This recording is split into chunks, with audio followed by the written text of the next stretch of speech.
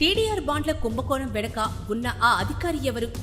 గత 2 సంవత్సరాలుగా తిరుపతిలో చర్చించబడుతున్న టీడీఆర్ బాండ్ల స్కామ్ ఆరోపణలపై భూమన కరుణాకర్ రెడ్డి గారి సంచలన స్పందన.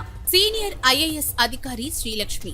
2 తెలుగు రాష్ట్రాల్లో ఈమె పేరు తెలియని వారు ఉండరు అనడంలో అతిశయోక్తి లేదు.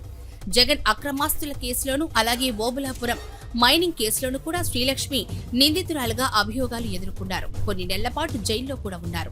రాష్ట్ర విభజన తర్వాత శ్రీలక్ష్మిని తెలంగాణకు కేటాయించారు. అయితే 2019 ఎన్నికల్లో ఏపీలో వైసీపీ విజయం సాధించి వైఎస్ జగన్ ముఖ్యమంత్రిగా పదవి బాధ్యతలు చేపట్టిన తర్వాత ఆమె ఏపీకి వచ్చేశారు. ఆమెను ఏపీకి తీసుకురావడం కోసం అప్పటి ముఖ్యమంత్రి జగన్ స్వయంగా కేసీఆర్ని కోరారు. సరే, ఆమె ఏపీకి వచ్చిన తర్వాత జగన్ ఆమెకు కీలకమైన మున్సిపల్ అడ్మినిస్ట్రేషన్, అర్బన్ డెవలప్మెంట్ శాఖల్లో తిరుగులేని పెత్తనం చెలాయించారు. అప్పటి ముఖ్యమంత్రి జగన్ ఆమెకు తిరుగులేని స్వేచ్ఛ, అధికారాలు అప్పగించారు. ఈ విషయంలో ఎన్ని విమర్శలు వెల్లువెత్తినా ఖాతరు చేయలేదు. ఆ తర్వాత 2024 ఎన్నికల్లో వైసీపీ ఘోరంగా ఓడిపోయింది. కనీసం విపక్ష హోదా కూడా దక్కనంత పరాభవాన్ని ఎదుర్కొంది. తెలుగుదేశం కూటమి అధికారంలోకి వచ్చింది. ఆమెకు ఎక్కడా పోస్టింగ్ ఇవ్వలేదు. చంద్రబాబు ఆమె నుంచి కనీసం బొకే అందుకునేందుకు కూడా ఇష్టపడలేదు. ఇదంతా పక్కన పెడితే ఇప్పుడు తాజాగా వైసీపీ సీనియర్ నాయకుడు టీటీడీ మాజీ చైర్మన్ భూమన కరుణాకర్ రెడ్డి ఐఏఎస్ శ్రీలక్ష్మిని అవినీతి అనకొండగా అభివర్ణిస్తూ తీవ్ర స్థాయిలో విమర్శలు గుప్పించారు. విశేషం ఏంటంటే తెలుగుదేశం ఇంతకాలం శ్రీలక్ష్మిపై చేసిన విమర్శలన్నింటినీ ఇప్పుడు తాజాగా భూమన కరుణాకర్ రెడ్డి చేశారు. శ్రీలక్ష్మి ఆమె నిర్వహిస్తున్న శాఖ మంత్రిని కనీసం గౌరవించలేదు సరికదా, అవమానించారంటూ ఆరోపించారు.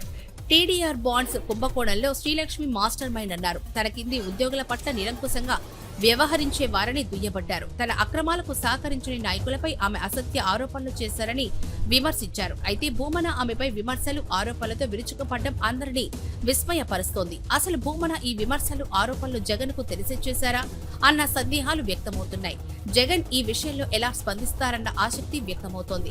ఈ విషయంలో జగన్ భూమన్ను సమర్థిస్తారా లేక శ్రీలక్ష్మిని డిఫెండ్ చేస్తారా అన్న ఉత్కంఠ వ్యక్తమవుతోంది. లేదా అసలేం జరగనట్లు భూమన ప్రెస్ మీట్ ను పూర్తిగా విస్మరించి మౌనం దాలుస్తారా చూడాల్సింది.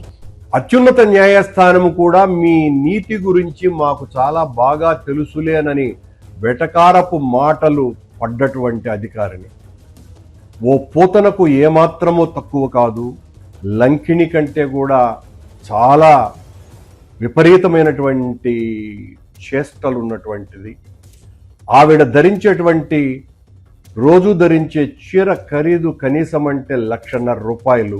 ఏదేమైనా శ్రీలక్ష్మిపై భూమన విమర్శలు జగన్ హయాంలో ఆమె అవినీతికి పాల్పడ్డారు అన్న విషయాన్ని నిర్ధారిస్తున్నాయని పరిశీలకులు అంటున్నారు. ఎందుకంటే శ్రీలక్ష్మికి డబ్బు సంపాదించాలన్న యావ తప్ప నైతిక విలువలు లేవని భూమన విరుచుకుపడ్డారు. తిరుపతిలో మీడియా సమావేశంలో ఆయన మాట్లాడుతూ, తిరుపతిలో మాస్టర్ ప్లాన్ రోడ్లు వేస్తున్న సమయంలో టీడీఆర్ బాండ్ల ద్వారా భారీగా దోచుకోవాలని ఆమె ప్రణాళిక చేశారని, అయితే తాము దాన్ని అడ్డుకున్నామని భూమన చెప్పుకొచ్చారు. అందుకే శ్రీలక్ష్మి నెల్లూరు జిల్లా నేతలకు తప్పుడు సమాచారం అందించి తాను 2,000 కోట్లు దోచుకున్నట్లుగా అసత్య ప్రచారం చేయించారన్నారు. శ్రీలక్ష్మి 35 ఏళ్ల సర్వీసులు ఎక్కడ పనిచేసినా వందల వేల కోట్ల లూటీకి పాల్పడ్డారని, ఆమె అవినీతి వ్యవహారం సుప్రీంకు కూడా తెలుసని చెప్పారు. ఆవిడ ఒక విలువలతో జీవితమంతా ఉద్యమాలతో, పోరాటాలతో రాజకీయాలు చేసినటువంటి నా మీద కక్షగట్టి ఇక్కడ తిరుపతిలో గతించిన ఓ తెలుగుదేశం నాయకుడితో విపరీతంగా అంటగాగినటువంటి ఆవిడ, నేను ఈ ఘోరాన్ని చూడలేక అడ్డుకట్ట వేశానని నా మీద తెలుగుదేశం వాళ్లను ఉసిగొల్పి 2,000 కోట్ల రూపాయల అవినీతి జరిగింది అని ప్రచారం చేయటానికి ఈ ఆధునిక రజియా సుల్తాన్ అనే కారణమని చెప్తున్నా నేను.